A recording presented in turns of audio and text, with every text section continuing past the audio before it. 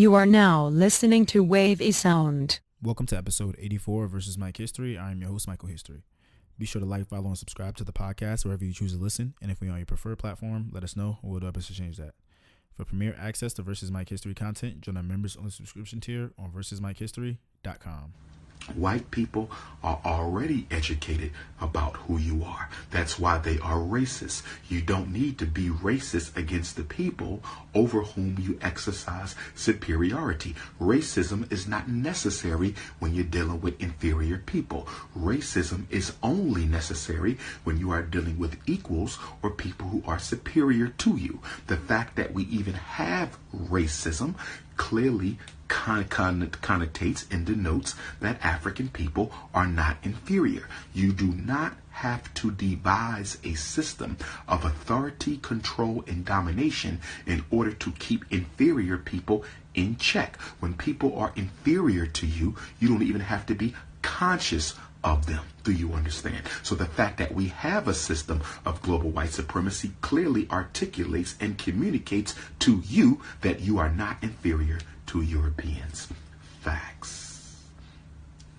Facts. Facts.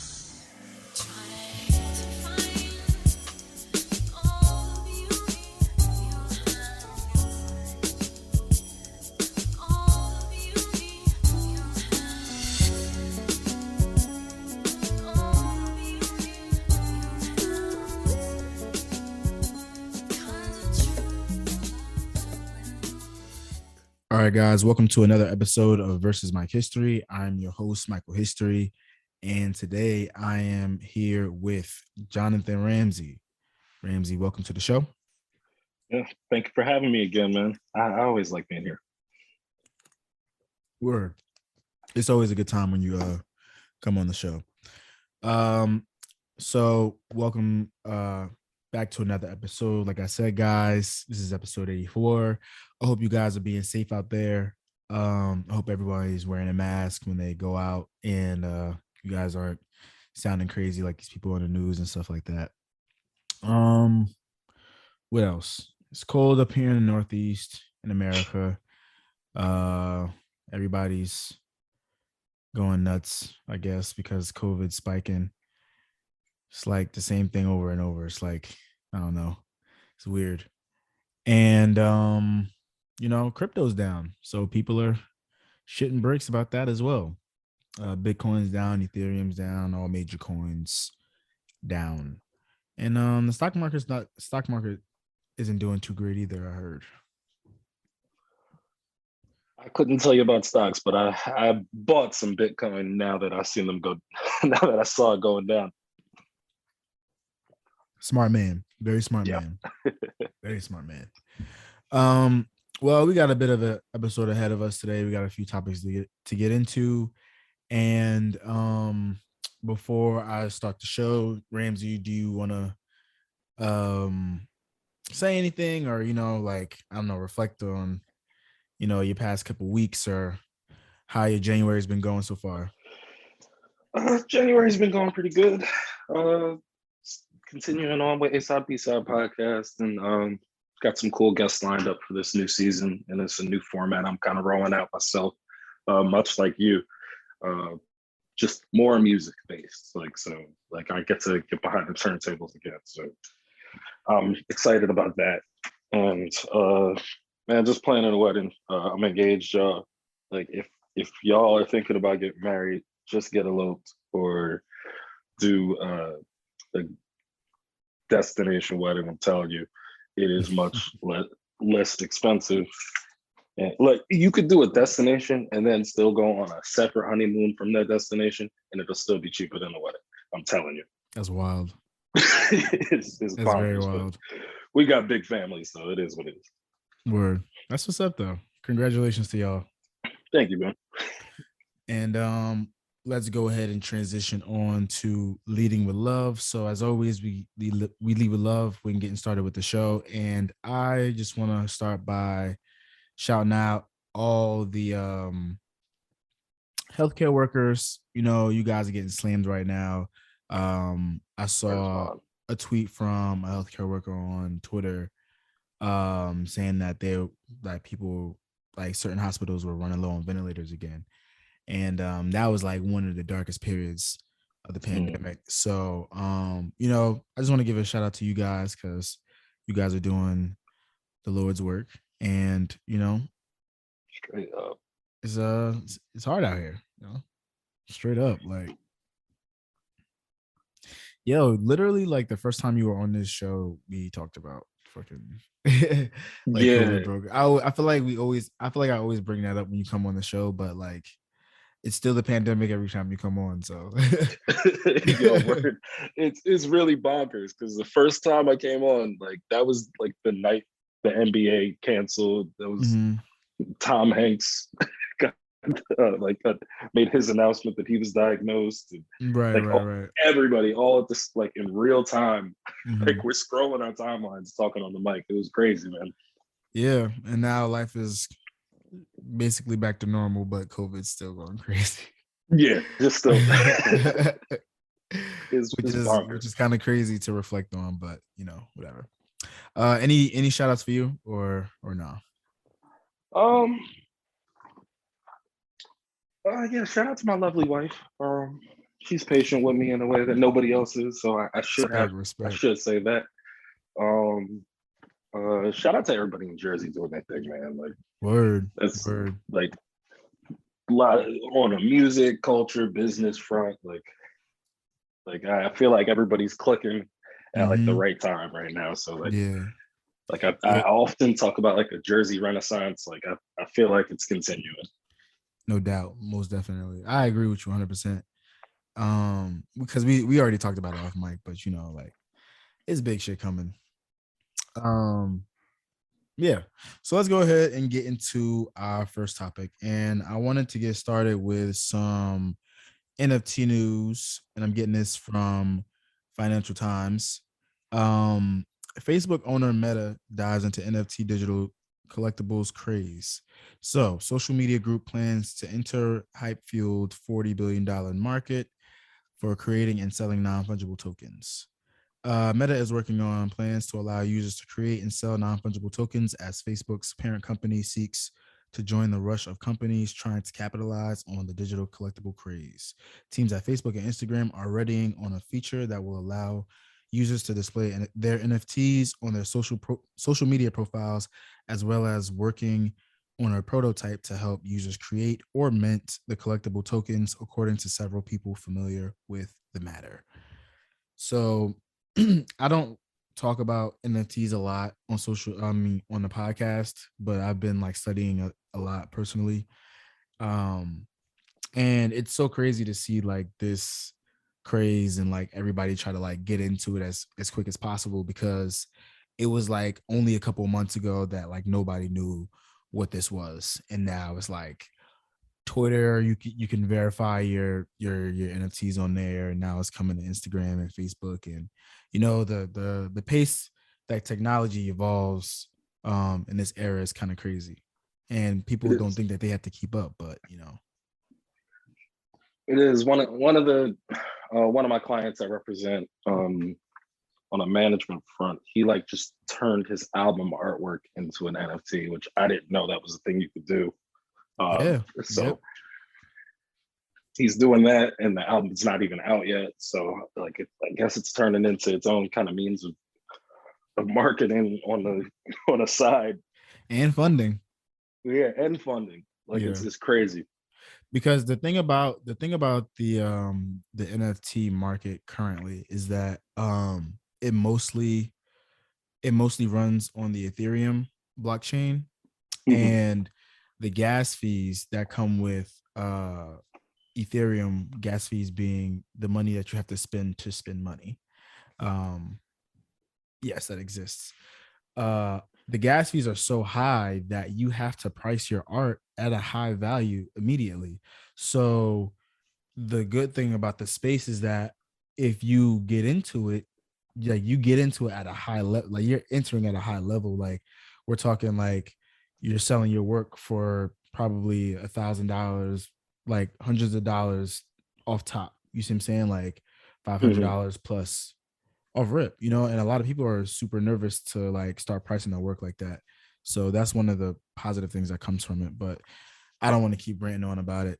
I just thought it was cool, and I wanted to let you guys know that NFTs are a real thing. Do your own research, and I will be here when you guys are ready. Word. You own a few, right? Yeah, I got a couple. I went to a conference, a decentralized finance conference in December. I spoke about it briefly on the podcast, but I had to purchase an NFT to get into the event. So yeah, now I have that, and then I got another one for free. Oh, nice. Which was super cool. Yeah, that's kind of dope. Yeah, that like I don't want to like spend a whole bunch of time talking about it right now, but yeah, like there are these things called airdrops in the NFT community where artists will give away some of their work for free that you can go ahead and mint and sell on your own for whatever price you want to sell it for. So there's a lot of people getting money. I mean, like there's a lot of people making money off of nothing in the space as well. So that's why it's all super exciting and why people want everyone to get involved. Like we always see the negative of it, of the communities that are like that we should be getting into, and I feel like that's purposeful, but it's like there's so much positive in the space that you don't have to like. People are like, oh, you got to deal with this or you do got to deal with that. You don't have to deal with anything really. Like you can create your own community. Like that's the good thing about it. Like you don't have to deal with like assholes and dickheads if you don't want to. You can just find the people that are on the same type of time as you and make it work on your own. That sounds like Twitter, pretty much. Yeah. You control your following, I guess. Yeah. That's what the day. Yeah, it's and it's like the community is really big on community, ironically. Because you know, the more people that come together for something like that you can raise a lot of money, purchase something in groups and yada yada yada. But I am ranting. I said I wasn't going to. So my bad. It's me. No, it's all good. I'm gonna go ahead and move on to our next topic. I'm getting this from Podcast Business Journal that podcast co-host has sentence commuted. So 51-year-old Ear Hustle co-host Rashawn Thomas has had his sentence commuted by California Governor Gavin Newsom. The podcast is produced inside San Quentin State Prison, where Thomas is an inmate. The decision to allow Thomas to immediately go before the state parole board, which will decide if he should be released on parole. The board already recommended the clemency grant. Thomas was serving a 55.5 years to life sentence for a second-degree murder conviction back in 2000. He was charged with fatally shooting one person and injuring another in a drug deal gone bad. Thomas claims it was self-defense. So, first and foremost, congratulations to this man on getting out of prison. Yeah, that's huge because that doesn't happen regularly at all. No. Secondly, shout out to the fact that he was able to produce a podcast in prison. That's huge. Yeah. That's really huge. That was like one of the first podcasts I ever listened to. Like between Ear Hustle and Combat Jack, I feel like are the first two I listened to. And, oh wow, that's interesting. Yeah. I'm not like big in Ear Hustle, but I just thought it was a crazy story how like these guys are like in prison. Like literally in prison. Like yeah. Like and producing and telling their own stories and like it's just a really well produced like docu style kind of podcast. So so like I thought it was really cool. So like when like you sent this article over, I thought this was incredible, man, because I hadn't heard much from this story since. So this is crazy. Yeah, when I came across it, I was like, yeah, I gotta share this. Like, cause I mean, I'm all for like people getting out of jail that like there's so many people in prison that don't need to be there. Like it's actually an issue, but we could talk about that for days and days and days. Let's go ahead and move on to our next topic. I thought that this was super dope. And I've never heard about anything like it before. So I'm getting this from Black Enterprise, and I have here that vegan-based hair extension line Rebundle raises $1.4 million. So on Monday, Rebundle, a St. Louis plant-based hair extension company, reportedly landed a $1.4 million in early stage funding through M25, a venture firm focused on investing in the Midwest, said CEO and co-founder Sierra Amani May to TechCrunch. May, along with Danielle Washington, now co-founder and chief marketing officer, raised six figures worth of grants and other non-dilutive financings, she said to the outlet before the firm's initial investment. Rebundle is the first hair brand to manufacture and sell non-toxic and biodegradable hair extensions, according to its site. May wanted her company to address health and environmental discrepancies in the hair extensions industry and create sustainable beauty products that remove synthetic hair waste. I don't know anything about how much waste synthetic hair creates, to be perfectly honest. I've seen good hair directed by Chris Rock, but like I didn't know it was like a pollution. I didn't know it was a pollution issue. But this all sounds crazy, like crazy dope, like vegan, biodegradable hair extensions, like the things that our people are able to come up with is incredible, man. Like you got to give it up, right?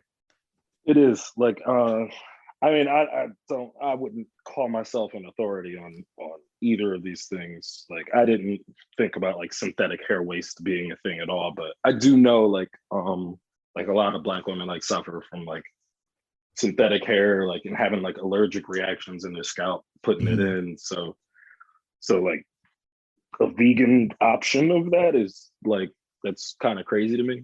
Word. Like I like, never heard of something like that. How do you even do that? Like, yeah. So, yeah, this is dope. Yeah, shout out to her, and shout out to her for raising that bread, a mill. Yo, facts. Raising a mill. 1.5 or 1.4.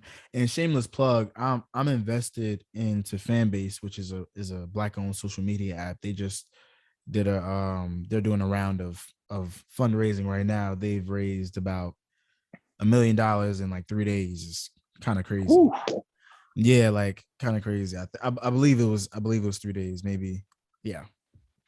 But yeah. So if you want to invest in a Black-owned social media app, go ahead and invest in Fanbase, because I'm invested. So I'm ready to see that thing hit $1 billion and, you feel me, cash out. But that's just me. But yeah, I guess we could go ahead and move on to the next article. I'm reading everything here. Do you want to grab this last one? Yeah, I got you.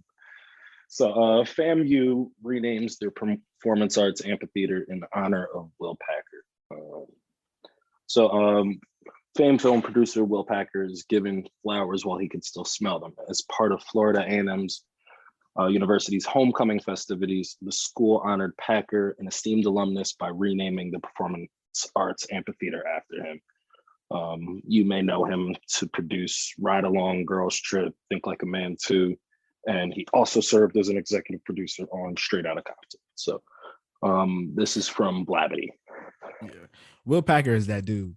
Yeah, straight up. And one of the things that I really admire about him is the fact that he was able to keep such a low profile for such a long time.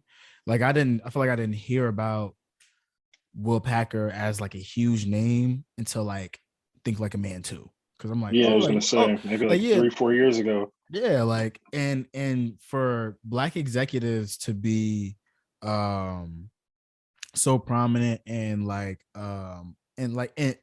we're in numbers right now. I would like to say that. We're coming in droves into the industry, and it's something that's really dope to see.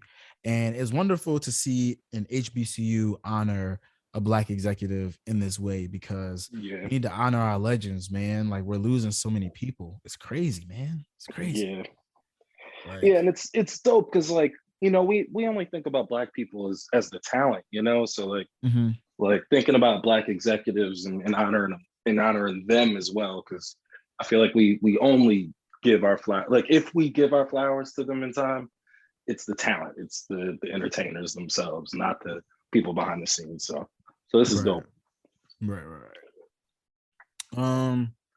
Yeah, word. All right, so let's go ahead and get into word of mouth.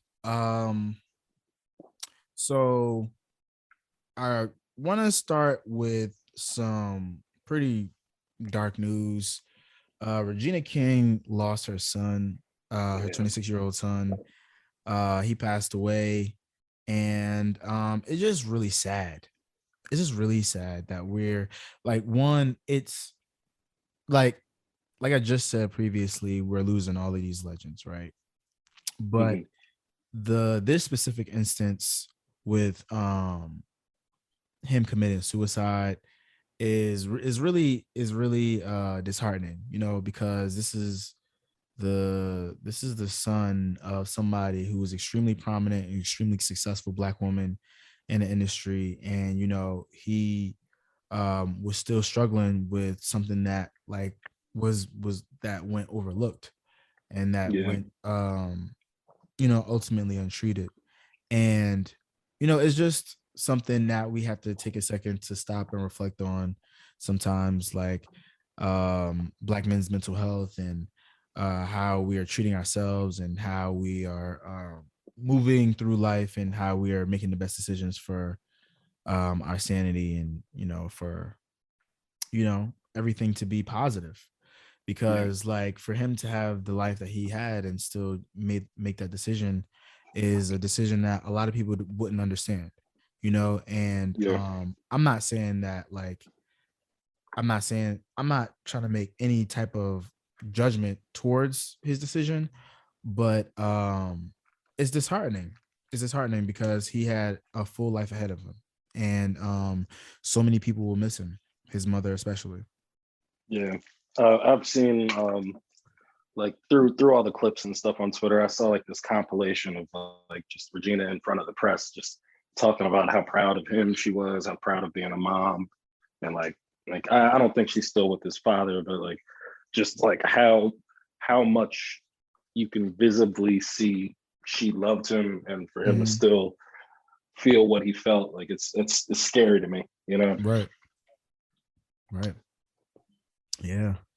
So we gotta do what we need to do to keep ourselves safe and sane, and on the right path, because all this darkness around us, it gets overwhelming sometimes, and Yeah. got to find some type of positivity in through it. Yeah, it's not too bad, too taboo for us to go see somebody, like, like Right. especially Right. Black man, like we really gotta go see a Mhm. professional. Yeah.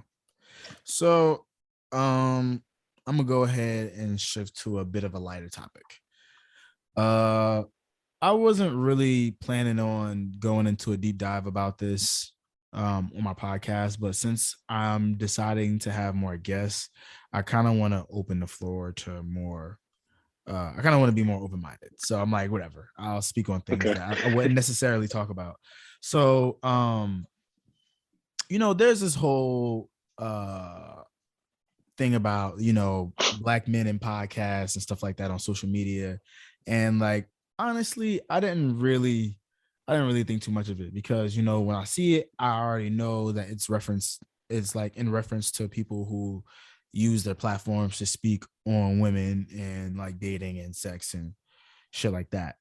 But like, it gets to a point where people talk about it uh that bothers me, because it's like, yo, like, are you not looking for anything else besides that? Like, are you letting the negativity consume you to the point where you're generalizing everything that's out there? Like, it bothers me sometimes, because it's like people people gravitate towards negative things to spew negativity. Like, is like the thing that the person who is putting out the negativity is they're like achieving their goal essentially.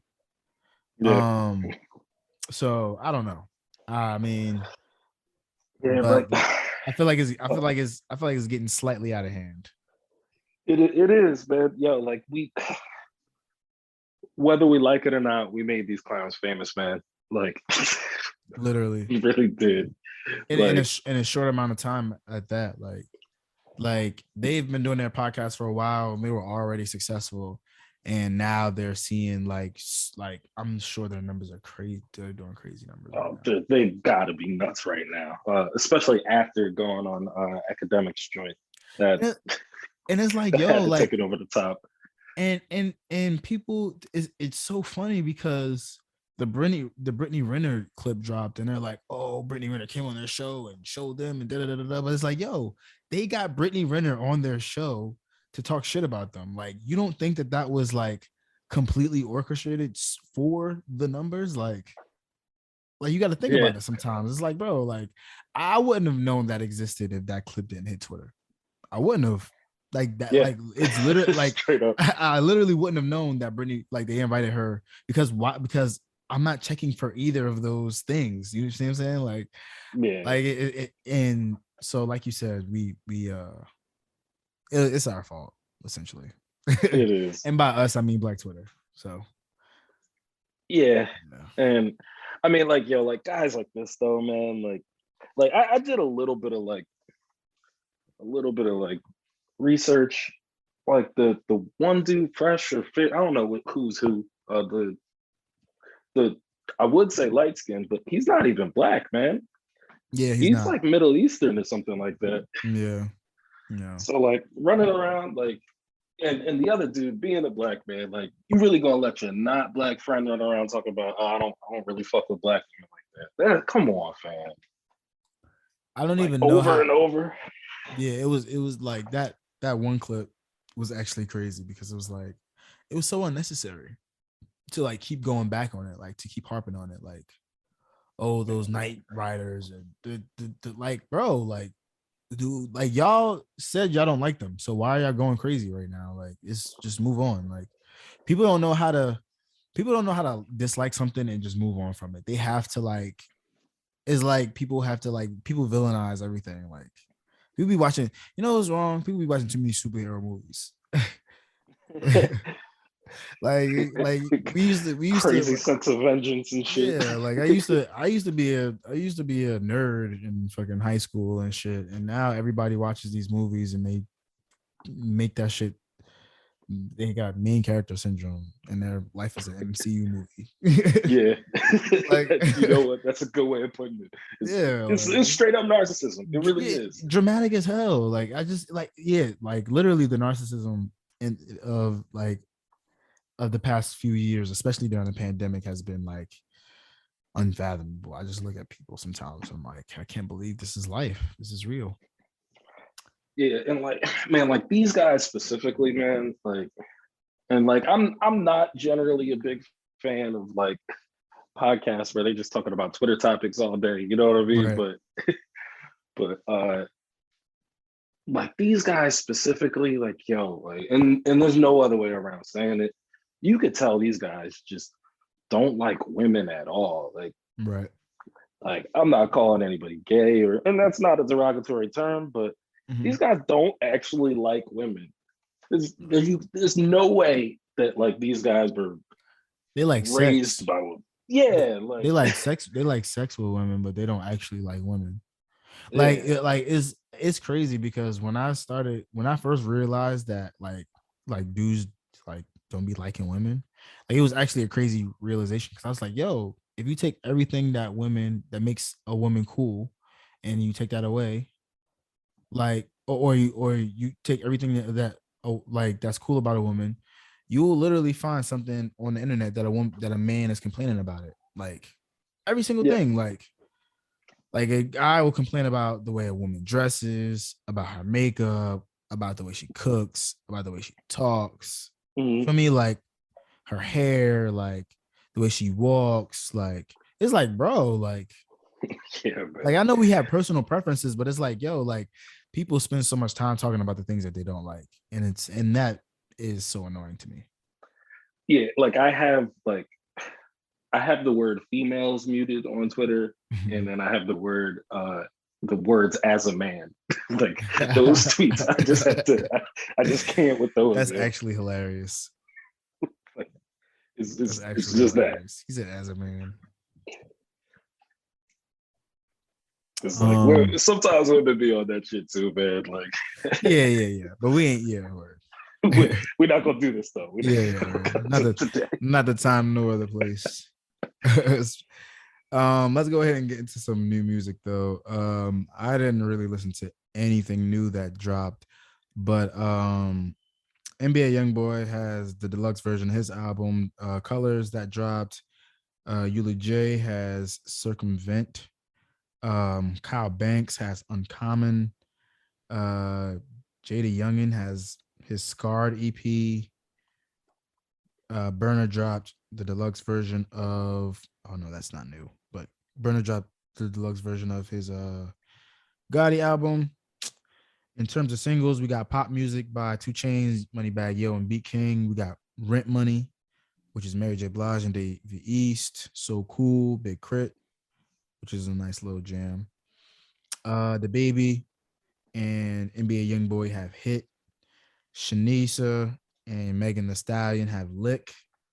Shout out to the visuals on That that video one. is Yeah. nutty. 10 out of 10 would highly recommend watching it. Word. Sabrina Claudio has Put on Repeat. That song is dope. Yeah. Sabrina Claudio shifted her way through them that racist era. Through the through the pasty white girl and sweaty tranga thing. Yeah, she Euro stepped right through that. It's all good though. I mean, people happens. It does. I think she was like 15 or something like that. Right. Internet Money and NBA Youngboy have Flossin'. Black Boy JB has Home Alone. Denzel Curry has Walkin', and that is all I will speak on because I don't know any of these other guys. Let me check another app. I'm gonna run through Spotify really quickly. Yeah, I haven't really been listening to anything new lately. Me either, man. It's like but the thing is, the thing about it also is that these apps aren't set up for you to listen to new music. They're set up for you to listen to like new album, like new playlists, or check out a new album. But in terms of new music, like a stream, like no. They're showing you the biggest artists. Yeah, like that is the conundrum. So Spotify is pretty much showing me the same thing. I have here that Young T, Bugsy, and Blast have a song called Nice. Yep. And that's pretty much it. That's all I got on music. Any last words? On a music tip, Jasmine Sullivan announced a deluxe version of Hotels coming out February 11th. She did. Motels. And a new Joe College is coming out Thursday, so for the 28th Friday. So I'm excited about that. Say that one more time. New Joe College is coming out. Oh, yes. Thank you for repeating that. We got New Joe College, John Blaze, artwork done by the homie Niles. I'm really excited to hear this project. Joe College is a very good rapper. And yes. He's from New Jersey. I graduated high school with him. Shout out to Joe College. We are both Joe College fans, and we are very proud. So John Blaze, January 28th, we here. Mm-hmm. And in terms of music, in terms of TV and movies and trailers,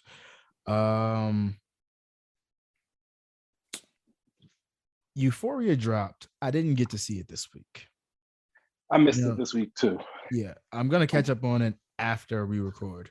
So sorry, I can't give you guys. I can't give you guys any input on the latest episode. But what I will say is that the show is very wild. And it's funny because I think about why, I think about when this show was first announced and Drake was like, "Oh, I got this show coming out, yada yada yada," and then it came out and I completely forgot that Drake was related to it. And then I was watching it, and then I was watching the first couple of episodes this season, and I was like, "Oh yeah, Drake did do this show." Then I was like, "Oh shit, he did this because of Degrassi, duh." Yeah, he comes from it. He literally this is his brand. And I don't know. I wanted to reflect on that really quickly. Abbott Elementary is also on air currently. Excellent. That's on ABC and Hulu. Yeah. But Millennials don't that have show cable. is right. They do not. Abbott Elementary is just great, man. I speak about it every episode because I need to and I want to.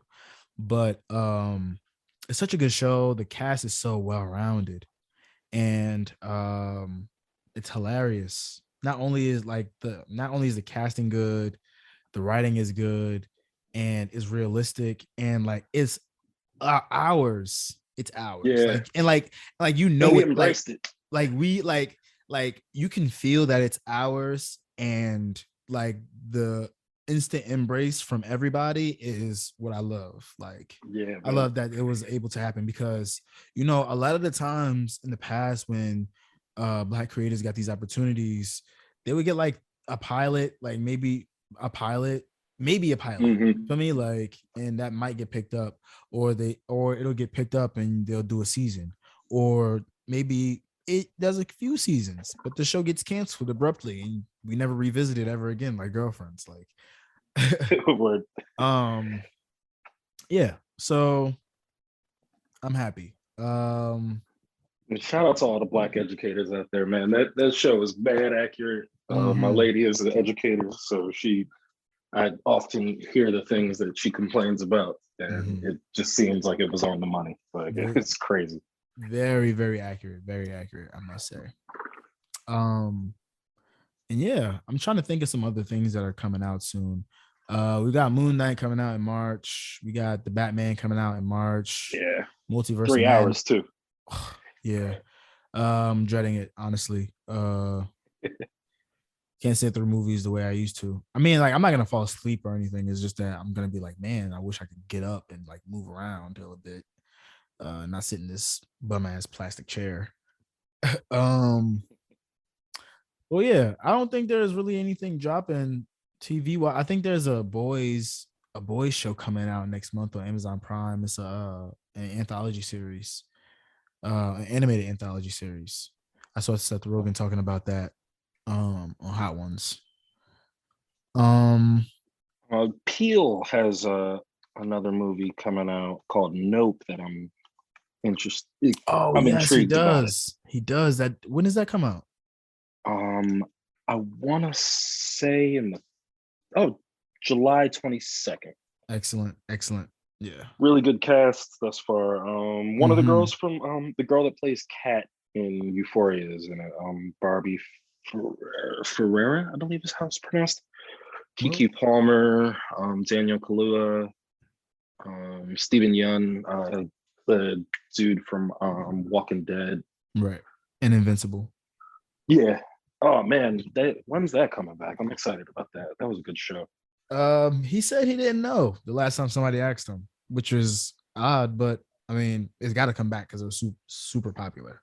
Yeah. It's like it has to be one of the most popular animated shows of last year, no doubt. Like, Yeah, and the artwork, they really made everybody look like their voice actor low key, which was right. kind of dope. Yeah. All right. Well, that's pretty much all I got for today. Do you have anything else to add at the end of the show, my brother? If you guys care to follow me, I am at Ramsey Say What everywhere. And always listen to A-Side B-Side podcast. If you're into music discovery, I will play the stuff you can't find on Spotify. Excellent. And the stuff Excellent. from Jersey. We love to hear it. All right. So, as always, send topics, questions, music, and movie suggestions. Follow the podcast on Twitter at VS Mike History and on Instagram and the Fanbase app at Versus Mike History. You can follow me on Twitter at Mike History and on Instagram at Last Name History. This week's sound selection comes from Mary J. Blige featuring Dave East, and it is called Rent Money. I will see you later, beautiful Black people. Until the next episode. Peace out. Peace.